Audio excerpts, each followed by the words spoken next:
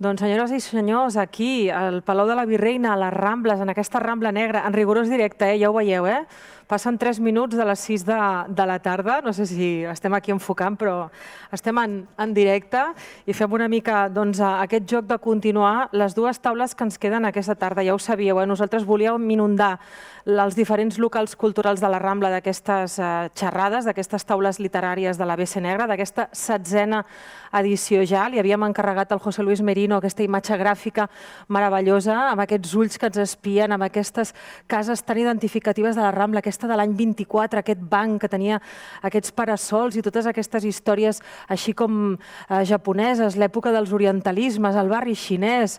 Vaja, una meravella. Recuperem la Rambla pels barcelonins i per la literatura. Ens queda pendent, però estem aquí al Palau de la Virreina fent-ho possible en directe.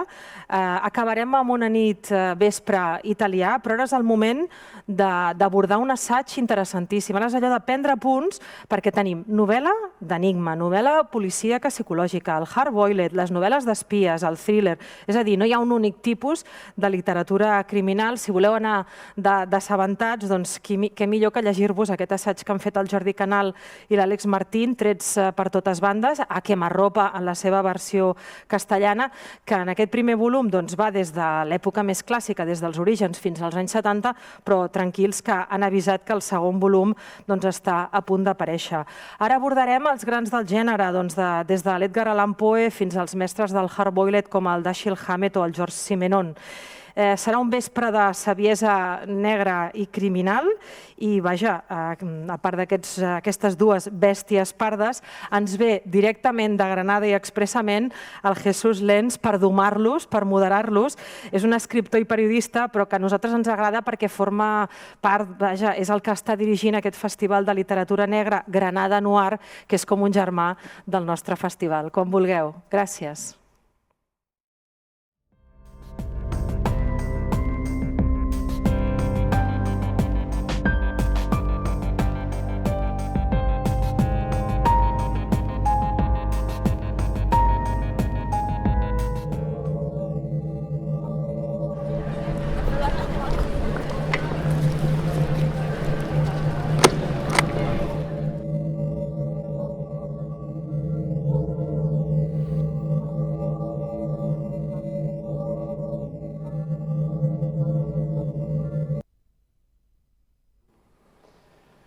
Buenas tardes, muchas gracias por estar aquí. Nunca mejor dicho, esto de estar aquí, de poder hacer lo posible. Muchas gracias al Ayuntamiento de Barcelona por haber mantenido esta cita imprescindible, esta cita indispensable. Y muchas gracias al comisario, a Carlos Zanón, por haber confiado en mí en este papel de domador que me han planteado, ¿no? Me gusta eso de ser domador de dos bestias pardas. La verdad que para mí es un orgullo, cuando me planteó Carlos la posibilidad de hacer esta mesa, para mí es un orgullo estar con dos personas como Alex y como Jordi. Los dos investigadores. Alex es profesor de lengua, investigador, él está en Salamanca, hace el maravilloso congreso, codirige el maravilloso congreso de Salamanca dedicado al género negro, tanto a literatura como a cine.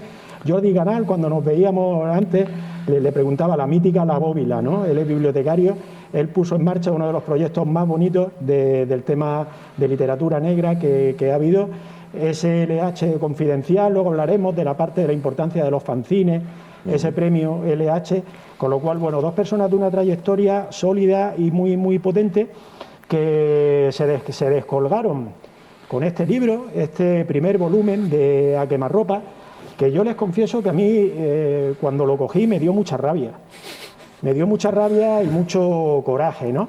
¿Por qué? Pues porque yo, no voy a decir que presumía, pero sí tenía la sensación pues de saber, de haber leído mucho, de conocer mucho sobre el género negro, sobre el género policíaco, y cuando leí este libro me di cuenta de que en realidad no sabía nada. O si sabía francamente poco, ¿no? Bueno, vamos a hablar de este primer A Quemarropa, vamos a hablar del segundo A Quemarropa que está a punto de salir, y yo quiero utilizar el sistema pues casi que del interrogatorio policial, ¿no? Yo quiero que de estas charlas pues por lo menos nos queden claras 3 o 4 preguntas. Primero, el qué y el porqué de A Quemarropa, qué es A Quemarropa y el porqué de A Quemarropa, cuándo surge esta idea y cómo se va tejiendo a lo largo del tiempo, y luego, sobre todo, en lo que vamos a poner mucho énfasis y mucho ímpetu es en el cómo lo habéis trabajado, en el cómo lo habéis preparado y el cómo lo habéis terminado, ¿no? Muy bien. Vamos a empezar por el principio. ¿Qué es A Quemarropa? ¿Por qué este intento, o por qué no este intento, este logro de hacer un libro, de hacer un trabajo dedicado a la terminología en concreto de un género como el género negro, en el que a priori, si nos preguntaran, pues diríamos todos que sabemos lo que es, ¿no? ¿Por qué este trabajo, qué es A Quemarropa, y por qué le dais tanta importancia al tema de la terminología? Bien, buenas tardes. Gracias, Jesús. Es un lujo tenerte como moderador. Además, no es verdad que no sabes, sabes mucho. No es cierto. Otra cosa es que, bueno, que el libro es un libro muy extenso, con muchas referencias. Permíteme antes también que dé las gracias a toda la organización de BC Negra por hacer posible este festival, aunque sea este año por vía streaming. Pero bueno, darles la enhorabuena porque la cultura resiste y la cultura no es dañina, todo lo contrario, la cultura salva vidas, ¿no? Bien, a propósito de tu pregunta, ¿a quemarropa? Preguntas porque, bueno, esta yo creo que ya es una buena pregunta porque a quemarropa surge precisamente por la necesidad de la escasez de publicaciones de ensayos sobre género negro, ¿no? A lo largo de los años 90 se producen pocas publicaciones de género negro. Además, vivimos en un país donde la terminología no está clara ni definida. En muchas ocasiones acostumbramos a catalogar novela negra, novelas que no lo son. Muchas veces hablamos indistintamente de novela negra y de novela policíaca.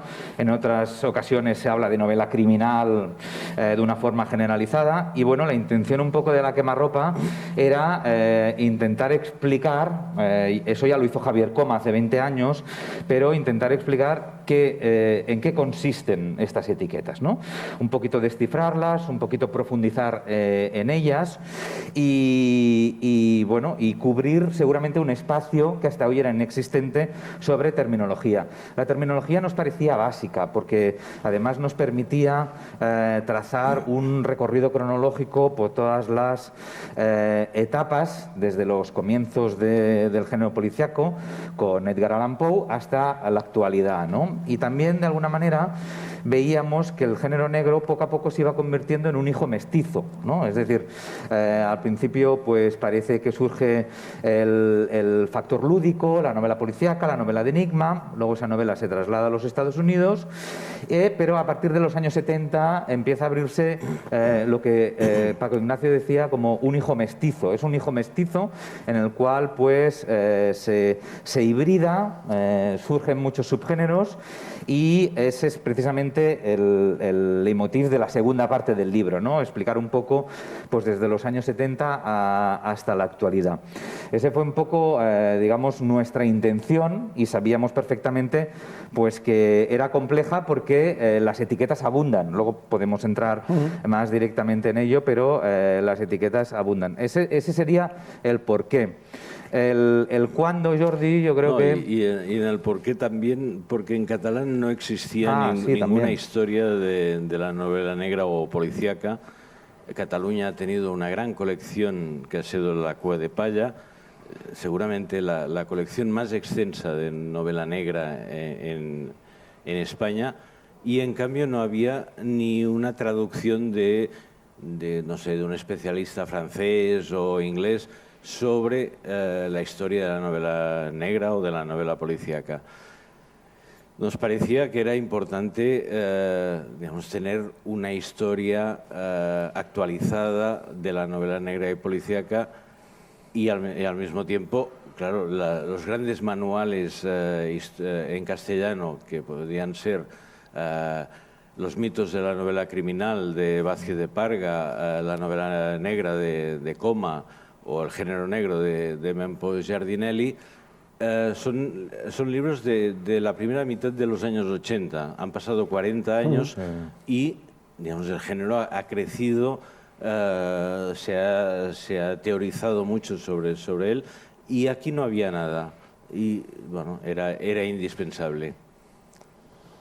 Hasta 300 etiquetas. Habéis llegado a... ¿Cuántas son en total? Yo creo que yo no la he contado, ¿no? Pero Yo tampoco, pero una cuarentena las hay entre los dos volúmenes. claro, entonces cuando estábamos preparando la charla yo decía, bueno, si intentáramos hablar de todas teníamos para llenar una tarde, 2 tardes y 3 tardes completas, ¿no? Sí, sí. Primero, una cosa que me parece interesante, la división en los años 70. Yo sé que parte tiene que ver con la parte cronológica, es decir, el primer volumen llega hasta los años 70 y el segundo volumen a partir de ahí, pero también hay algo más, ¿no? ¿Qué pasa en esos años 70? Tú has dado ya alguna pista de la parte del mestizaje, pero ¿qué pasa en esos años 70? Donde, digamos, yo creo que había 2 escuelas más o menos diferenciadas y luego ya viene la locura, ¿no? La locura general. Sí, se da la paradoja de que el movimiento norteamericano de la novela negra languidece o flojea a finales de los 60, sobre todo con las últimas apariciones de Chester Himes, en el año, las últimas novelas, en el año 1972 muere Agatha Christie, también parece que el ciclo Simenon, el ciclo Maigret está terminando, pero entonces se produce lo que es muy curioso cuando los géneros mueren, o cuando están en cierta crisis, se produce como una revitalización a través de la reescritura, a través de la parodia, a través de reinventar fórmulas nuevas, ¿no? Además, surgen, a partir de los 70 podemos decir que surgen los neos, ¿no? Que es esto de que últimamente llamamos mucho al género el neo-noir, el neopolar, el neopolicial. Entonces, bueno, tiene que ver, en cada país tiene su propia idiosincrasia, pero sobre todo, digamos que en España lo que tiene un reflejo cultural muy fuerte es la aparición del neopolar francés, ¿no? Yo creo que el neopolar francés es el espejo en el cual aparecen una serie de escritores muy politizados, muy comprometidos. Yo creo que la palabra comprometido es la palabra correcta para definirlos, con Jean-Patrick Manchet, Didier Denix, toda la escuela, digamos que utilizará los resortes de la novela policíaca para hacer una literatura de denuncia, una literatura pues precisamente para contar verdades alternativas a las que muchas veces pues, no son del todo verdad, ¿no? Y creo que en ese aspecto también un influjo muy importante, no solamente también de la cultura francesa, sino también la reivindicación del neopolicial como fuente también de discurso contra las dictaduras, contra las sangrientas dictaduras en cada realidad de Latinoamérica, fortalece mucho el género, además de adoptar de forma, como decía antes, de forma paródica los mecanismos del género negro, ¿no? Es decir, me estoy pensando ahora, por ejemplo, en Triste, Solitario y Final, de Osvaldo Soriano, es decir, recuperar un poquito los arquetipos del género negro para empezar a hacer algo nuevo, ¿no? Con un momento en el que hay el espíritu del 68, con un momento en el que el mundo está entrando en una cierta modernización. Ahí empieza un nuevo tipo de literatura que evidentemente va evolucionando hasta nuestros días. Y esto, en realidad, digamos, Vázquez Montalbán es la gran aportación española al género, porque lo que hace es lo que él llama la literatura de desguace. Es aprovechar mecanismos de la novela negra norteamericana, personajes, estructuras que a él le convienen para su proyecto narrativo, y de alguna manera aquí nace otro tipo de novela negra que ya es muy referencial, es decir, ya no es la novela negra americana, sino que es pasada por un filtro de la cultura europea y con las necesidades de cada autor de usar mecanismos, estructuras. Él decía, Vázquez Montalbán decía, a mí me interesa, por ejemplo, la figura del detective, porque es un personaje que se puede mover por todos lados, el tema de la investigación, pero yo no hago novela negra. Yo lo que hago es novela crónica, hago una crónica de la ciudad de Barcelona, o de la evolución de la sociedad española desde la muerte de Franco hasta el final del milenio. Pero en cambio usan todas las estructuras de novela negra para hacer esto.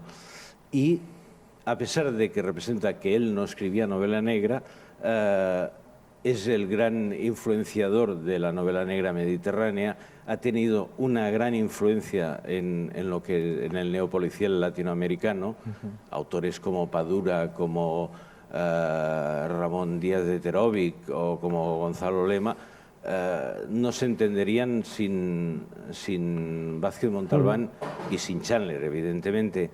Pero realmente yo creo que es una aportación española importantísima al género mundial.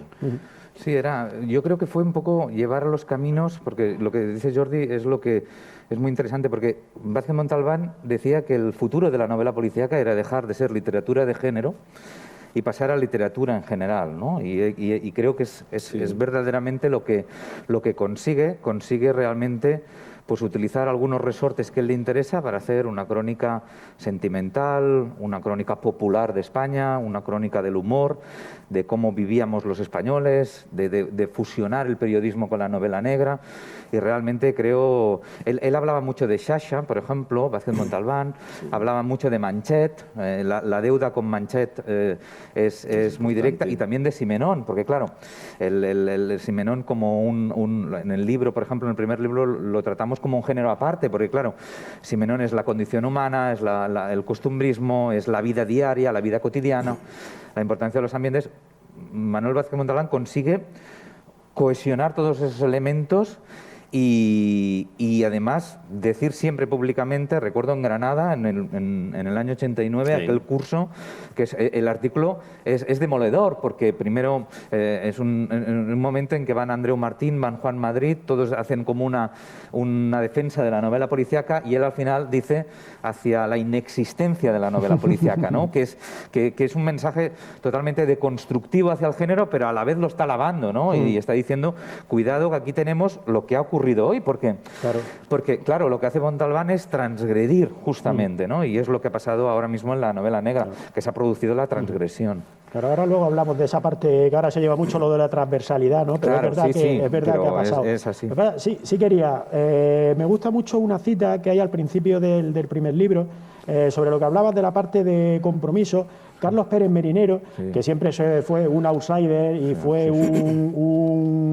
una bomber total y absoluto. Y un autor olvidadísimo. Olvidadísimo y a recuperar, porque te pega un puñetazo como los de Mike Tyson, aquellos antiguos. Pero me gusta mucho esta cita que había elegido. Dice, no nos engañemos, si hay un género conservador y reaccionario, donde el triunfo de la ley y el orden es la marca de fábrica y donde cualquier mínima infracción del código se percibe encarnizadamente, ese es el género policíaco. Claro. Me gusta mucho esa lectura desmitificadora también. Claro. Bueno, porque, a ver, el género policíaco es un género básicamente conservador. Es decir, considera que el orden social establecido está bien.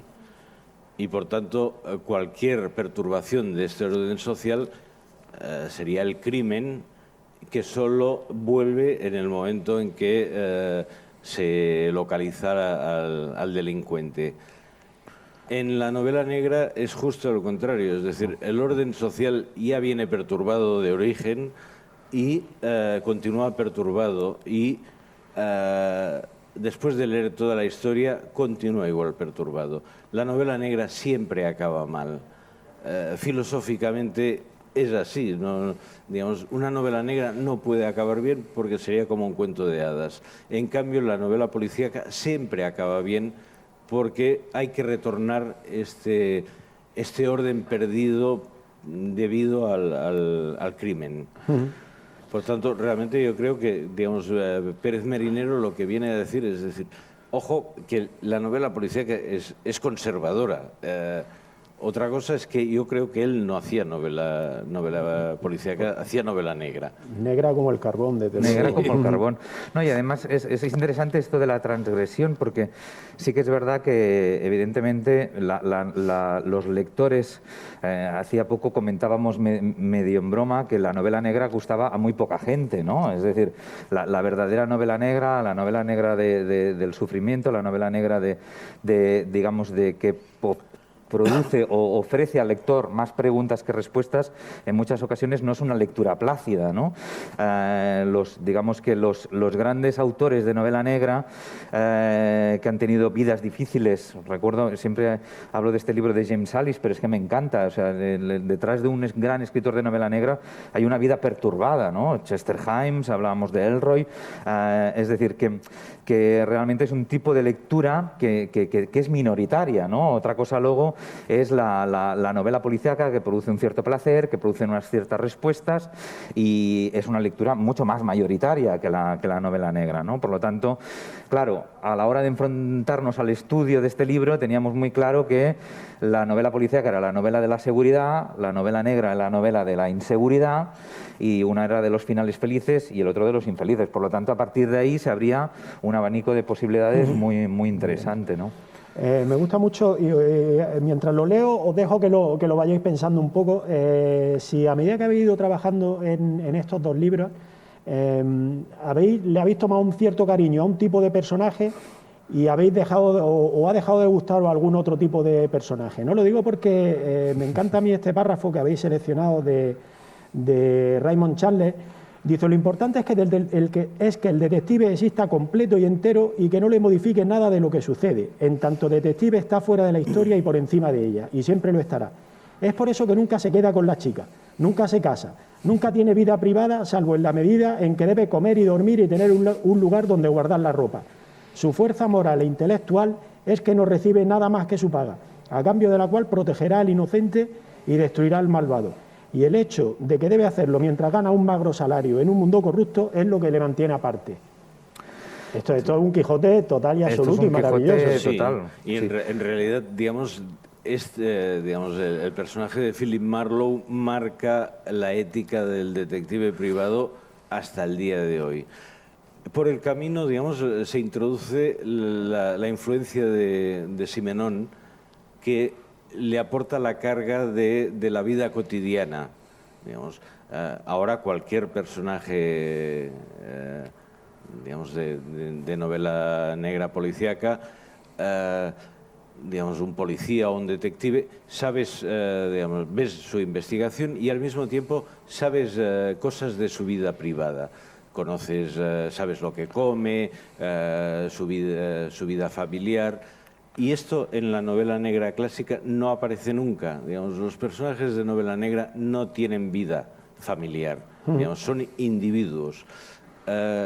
Yo creo que digamos, la familia se introduce a partir de Simenon y se mezcla con este personaje de Philip Marlowe, que acaba siendo, digamos, el personaje recurrente al que acuden todos los autores para crear un personaje. Sí, de hecho, si te fijas un poco en Carballo y en Philip Marlowe, es que prácticamente todo lo que define Philip Marlowe como el código ético del detective, Carballo lo cumple, ¿no? Es un hombre corriente, un hombre que pasa sus penurias, un hombre que le salva el sentido del humor, un hombre que transita por las calles, ¿no? Y por lo tanto, yo creo que ese arquetipo se va repitiendo a lo largo el arquetipo marlowniano. De hecho, claro, Taibo lo adapta, Leonardo Padura también, Vázquez Montalbán también, y es un arquetipo pues que con mayor o menor variantes es el arquetipo detectivesco, sin lugar a dudas. Y luego está la parte oficialista, digamos, la parte policíaca. Me acuerdo, Raúl Argemí siempre decía que hubo una época en la que, y lo comentaban también sobre todo los mexicanos, ¿no?, en la que un policía nunca podía ser el héroe de una novela, porque el policía era el ser más potencialmente vil y corrupto, con lo cual nadie en su sano juicio iba a acudir a un policía para esto, con lo cual había que buscarse o el periodista, ¿no? A mí es un personaje que me gusta mucho, ¿no?, el periodista también en tema de género negro. Cuando vivimos en un sistema democrático, supuestamente, la policía sí vela por nuestros sueños. Sí podemos considerar que la policía desempeña ese papel de protector, con lo cual es más fácil pues que aquí triunfen un Bevilacqua y Chamorro o una Petra Delicado, que forman parte del sistema, pero es que el sistema, entre comillas, nos gusta, será mejorable y demás, pero nos gusta, ¿no? Esa tensión la vais planteando en los dos libros, ¿no? Claro. Cómo va cambiando ese tipo de personaje. Que a mí una de las cosas que más me ha gustado del libro, ¿no?, el cómo en cada momento histórico y en cada sociedad concreta donde se escribe literatura negra, literatura policíaca, va cambiando el rol de cada personaje. Claro. Sí, porque eso de alguna manera explica también la sociedad y la recuperación o no en las fuerzas de seguridad del Estado, ¿no? Eso, por ejemplo, en España es un modelo, es perfecto para definir eso, porque tú te das cuenta que toda la primera generación de escritores españoles, salvo, vamos a exceptuar el caso de Brigada Central de Juan Madrid, que sería algo más excepcional, te das cuenta de que, bueno, de que no era creíble la figura de un policía, ¿no? Incluso Méndez, de González Ledesma, bueno, es un policía que no tiene nada de policía, ¿no? Es un personaje... Méndez yo creo que viene a ser en policía lo que es Carballo en detective. Digamos, un personaje como increíble, pero que realmente, digamos, es creíble dentro de la ficción, pero no en la realidad. Un policía que viene del franquismo, que lee, que es tierno y tal, sería impensable. Y te das cuenta que a partir de lo que tú has comentado también a propósito de Lorenzo Silva y Alicia Jiménez Barlet, a mediados de los años 90, por influjo también de la corriente europea, se produce una democratización y digamos una legalidad de los cuerpos de seguridad del Estado, ¿no? Y aparecen las primeras sagas, que es la Benemérita en el caso de Lorenzo Silva o la Policía Nacional en el caso de Alicia Jiménez Barlet, ¿no? Y claro, ¿por qué? Bueno, por una cuestión judicial, por una cuestión legal, porque al final, bueno, sabemos que las competencias son las que son, pero siempre hay, por parte de algunos escritores, la recuperación sentimental del detective privado. Y eso era muy interesante en el libro, porque, por ejemplo, te das cuenta con Eugenio Fuentes, ¿no? Con Ricardo Cupido y con otros personajes que muchas veces de forma retrospectiva o histórica intentan tirar hacia atrás para recuperar un personaje que lo ha sido todo en el género negro, ¿no? Y esa parte, pues es interesante ver, y en las sociedades latinoamericanas, bueno, pasa algo parecido también, ¿no? Entonces se puede aplicar ese modelo y esa definición.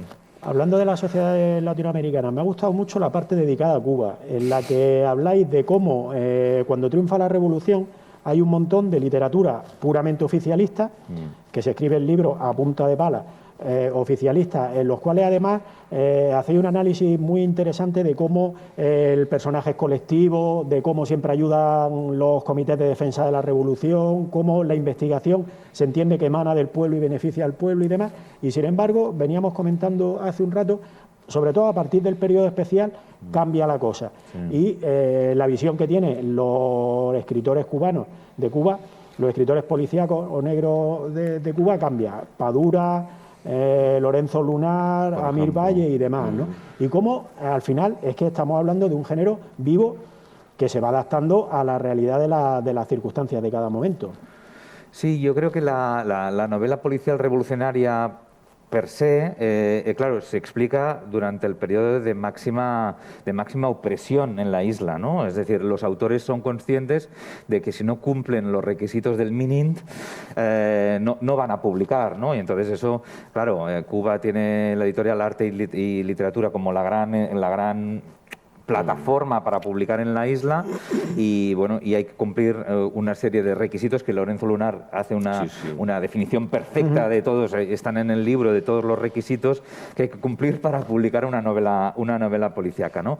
Es verdad que a partir del periodo especial, de la crisis, sobre todo también de la salida de muchos autores cubanos, estábamos comentando antes a Amir Valle, por ejemplo, Ronaldo Menéndez y otros escritores cubanos, claro, el discurso cambia completamente, ¿no? Y incluso en Leonardo Padura es verdad que también sus textos hay una crítica implícita muy patente en sus textos. Él cuenta en muchas ocasiones, bueno, pues que ni una de las líneas que ha escrito han sido nunca suprimidas, ¿no? Pero tú las lees y te das cuenta otra vez de esa literatura del desencanto, ¿no? Lo que fue el periodo especial y lo que ha venido siendo la isla de Cuba hasta la actualidad con Mario Conde, ¿no? Por lo tanto, un poco tiene un paralelismo en realidad con la novela policíaca española, yo creo. Sí. Es decir, ese periodo dictatorial de castigo, por ejemplo, en España, digamos, novelas negras hasta el año 70, tenemos pocos autores que hacen algo diferente, ¿no? Estoy pensando, por ejemplo, en Mario Lacruz, en El Inocente, estoy pensando, por ejemplo, en Tomás Salvador y Los Atracadores, estoy pensando en una serie... Pedrolo, por ejemplo, ¿no? Manuel de Pedrolo, es decir, pero hay contadas excepciones, ¿no? Entonces, claro, la recuperación de la libertad, la literatura ensimismada, la literatura aburrida, hace que, evidentemente, luego se escriba otro tipo de novela. En España, digamos, el cambio lo produce la muerte de Franco y digamos, la transición democrática. En Cuba es el colapso, es el periodo especial. Sí. Es decir, la gente ya no se puede creer el discurso oficial. Pero continúan teniendo el mismo régimen. Y llega, digamos, la contradicción y es cuando los autores, digamos, tiran para adelante. Digamos, es el cambio. Breve, pues temas concretos. El gastronoir.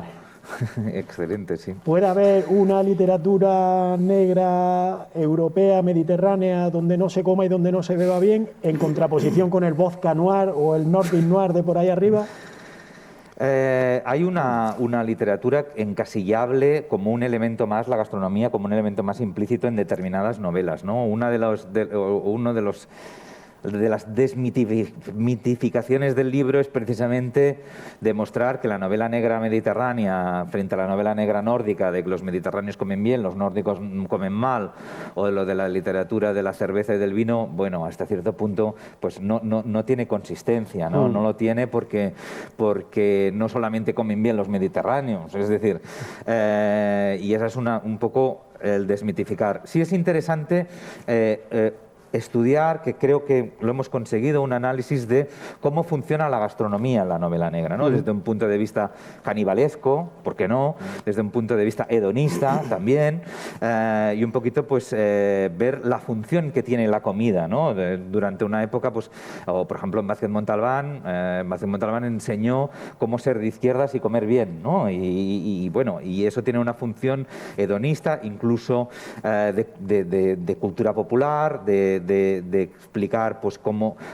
somos lo que comemos, ¿no? Y en determinada, pues eso explicaría un poco pues ese componente de que Carballo es un dragón, ¿no? Y además eso podría tener incluso una lectura de que es un niño de la posguerra, es decir, que la visión de la comida en Vázquez Montalbán puede tener varias interpretaciones.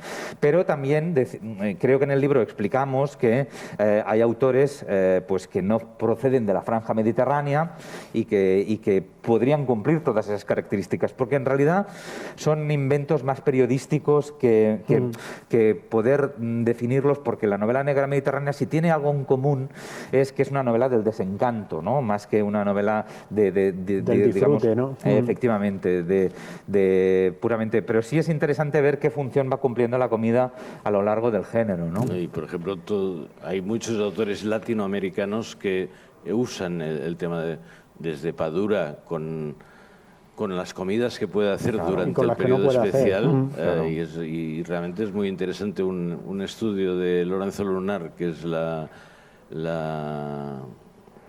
el tratado de gastronomía negro criminal, ¿no? Es decir, las penas que te caerían si quieres utilizar esos platos, ¿no? Realmente es un libro increíble. Después te encuentras de Gonzalo Lema en Bolivia, las novelas de Ricardo, el personaje de Gonzalo Lema. No recuerdo, pero sí. Pues es un personaje que recorre los mercados de Cochabamba. Salen cantidad de platos de cocina boliviana, se palpan, se huele, realmente es y sería lo que aquí podríamos llamar típica novela mediterránea, y en cambio está en Bolivia. Claro, yo tenía dos pactos con vosotros. Venga. El primero, rápido, a la gente que dice, porque después de leer estos dos libros, a mí lo que me queda claro es todo lo mucho que me falta por leer, como decía al principio, ¿no? Son dos libros que te dan un montón de pistas. Decíamos, tiene que haberos costado mucho trabajo todo lo que habéis tenido que dejar y todo lo que habéis tenido que cortar, porque se nota que hay un trabajo de poda grande para que sea el lector el que lea y el que luego vaya a buscar y vaya a bucear, ¿no? ¿Qué le decimos a esa persona que dice que la novela negra es muy aburrida porque siempre es lo mismo, que es que aparece un muerto y que hay que investigar quién ha matado al muerto? Hombre, si algo se puede tachar en muchas ocasiones a la novela policíaca es a veces un cierto repetitismo, ¿no? Es decir, muchas veces la fórmula, hay que transgredir la fórmula, ¿no? Yo lo que recomendaría es a los lectores cansados de leer, pues, cadáveres exquisitos ambientados en National Geographic, que digo yo, ¿no? Esa geografía del crimen que siempre es más de lo mismo en diferentes zonas, pues que intenten, leer quizá autores pues que ofrezcan productos narrativos distintos, ¿no? Por ejemplo, pues no sé, tú has citado a Carlos Pérez Merinero, me parece un autor inclasificable dentro del género negro español, o Julián Ibáñez, ¿no? Es decir, hay una novela negra que procede más de una corriente de personajes perdedores, lo que llamábamos la novela criminal, de psicología criminal.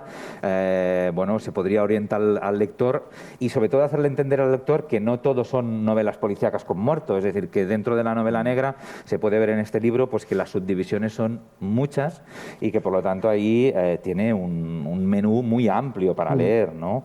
Pero puedo entender el lector que se queje de un cierto producto fórmula, canónico, ¿no? Y repetitivo, ¿eh? Yo continuaré con el paralelismo gastronómico y diría que la novela negra o negra policíaca es como la gastronomía. Es decir, puedo entender que a alguien no le guste un plato determinado o un ingrediente, pero todo el mundo come. El abanico, digamos, de posibilidades de la novela negra y policíaca es tan amplio que yo creo que cualquier lector puede acabar encontrando sus novelas, un sector de novelas de crímenes que le puede interesar. Nadie vive sin comer, nadie puede vivir sin leer novela negra y policíaca.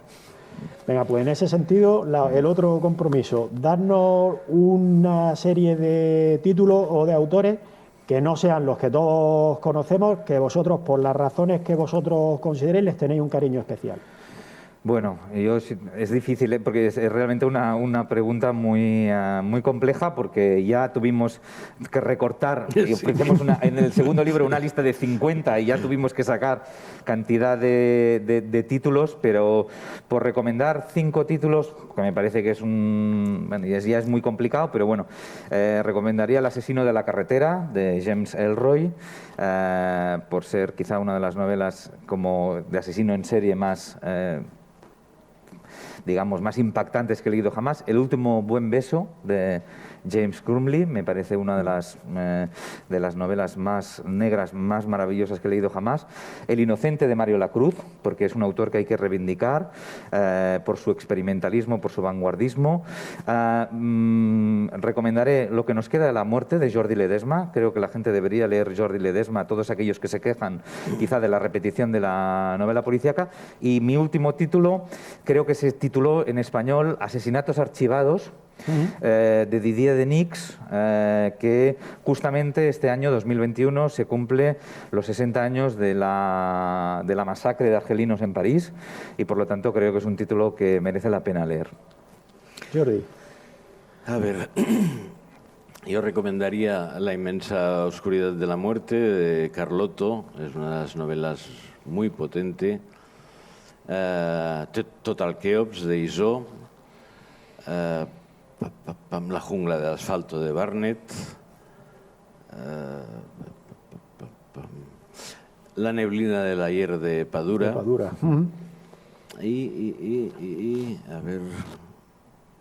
Y seguramente El largo adiós, de Chandler, porque realmente es el origen de casi todos los detectives que han venido después. Bueno, pues yo creo que estamos ya casi que en el 2 minutos, me dicen que nos quedan. Así que, venga, un último mensaje. No, a propósito de lo que has dicho, yo creo que una de las grandes dificultades o de las grandes reivindicaciones que nos permiten hablar de ensayo es reivindicar un poquito el ensayo literario, ¿no? Yo creo que estamos en un momento de mucha producción, pero de poca reflexión, ¿no? Yo creo que todos los que de alguna manera estudiamos el género negro, pues hay mucho campo por recorrer. También hay algo que no hemos hablado, pero que también sería interesante, el prestigio de este tipo de literatura dentro de la universidad, que también es algo pues que poco a poco hay que ir consiguiendo, que este tipo de literatura y de estudios culturales y las narrativas populares en general, ¿no? La universidad siempre tiende a ir hacia atrás en el tiempo y no estudiar la actualidad. Bueno, creo que en ese sentido, pues espero que pequeñas aportaciones como estas sirvan también para estudiar en la universidad autores vivos y contemporáneos, ¿no? Que creo que es una de las grandes deudas que tiene la universidad, ¿no? Está muy bien estudiar el Quijote, pero también creo que hay que estudiar pues, todo tipo de narrativa popular en la universidad por lo que ofrece, por lo que denuncia, por lo que explica y por lo que analiza, ¿no? Y nosotros yo creo que hemos planteado los dos volúmenes como una puerta de entrada y damos suficientes pistas en la bibliografía, en las notas a pie de página, para que el lector, digamos, vaya más allá. Seguramente de cada capítulo podría salir un libro y un poco la idea es, digamos, que se avance. Realmente lo que no puede ser es que en este país, digamos, los ensayos clásicos estén escritos hace 40 años y prácticamente no haya salido nada desde los años 80. Pues yo me quedo con ese doble mensaje. A mí me gusta mucho ahora que hay este auge de clubes de lectura dedicados al género negro y criminal, que lo tengan en cuenta, que existen estos ensayos para ampliar mucho el abanico de posibilidades que tenemos a la hora de leer lo que leamos dentro de los clubes como lo que leamos fuera. Así que enhorabuena, muchas gracias por este trabajo, doble trabajo monumental. Os digo, un libro de consulta, un libro de referencia, un libro para tener siempre a mano, para recortar, para subrayar, para buscar referencias de cosas nuevas que leer. Y bueno, espero que por ahí al otro lado de la pantalla lo hayan disfrutado. A mí se me ha pasado el rato volando. Nos han engañado con el tiempo. Aquí ha habido un bucle espacio-temporal, un agujero de gusano. Así que bueno, muchísimas gracias. Lo dicho, repetir y reiterar las gracias tanto al Ayuntamiento de Barcelona como a la organización de BC Negra, la valentía de haber organizado esta edición del festival. Es una modalidad rara, pero estamos aquí en esta rambla que todo lo ve. Así que muchísimas gracias y a continuar. Gracias. Gracias.